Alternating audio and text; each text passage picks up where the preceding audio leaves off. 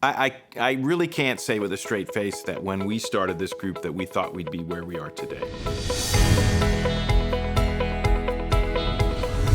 I have to tell you, the very first time we played in Mandy Hall, when I sat back in the audience, I was watching the setup of the stage sets. The first time we had our stage set, I was just in awe of what this thing had become. I've always thought of handbells as a team sport more than any other musical instrument, in that they really are not, the bells are really not separate, unique instruments. It's the set of bells that is the instrument.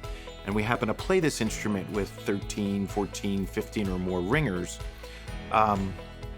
which is very difficult in a lot of ways, because it's something you cannot independently, unless you're a solo ringer, you cannot independently make happen. You have to depend on others, and you have to work with others.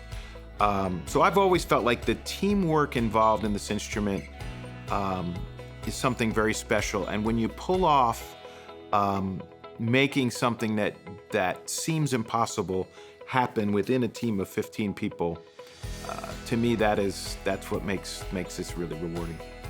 We have obviously been recognized throughout the handbell world a number of times through the invitations we've had to play at festivals and so forth. So that early on is something that happened to the Raleigh Ringers. As the group progressed, though, we struggled with recognition within the arts community. People have different perceptions of handbells, and until they come to one of our concerts or see the PBS special or really get exposed to us, it's hard to change that perception. When we received the Raleigh Medal of Arts, I think that was a great step for us, because we received that on the same stage where, dancers, orchestras, other leaders in the arts world were recognized as well. So to have handbells taken to that level within this community was something very special for us. We continue to work hard, to make strides, to continue to make this instrument acceptable, because there are still, we find people, everywhere we go that have those kinds of preconceived notions about what handbells are about. The first year our initial PBS special went on the air, it only played in North Carolina, and it was very popular within North Carolina, so UNC-TV decided that they would work with us to syndicate this nationally.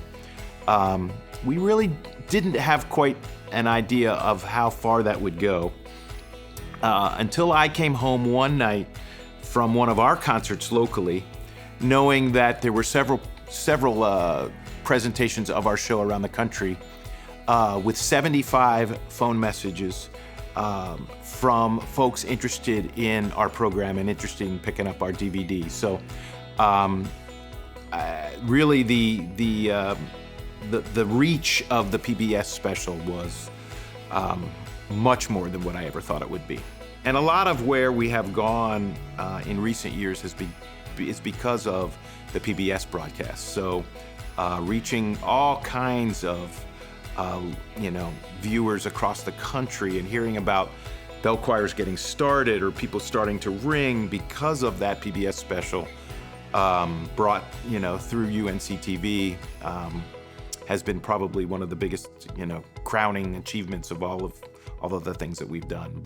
As the group evolved over the years and got a little more well-known across the country, one of the aspects that surprised me probably more than anything else was the fact that there are handbell ringers that decided to move to Raleigh, North Carolina with the primary reason of auditioning for the Raleigh Ringers.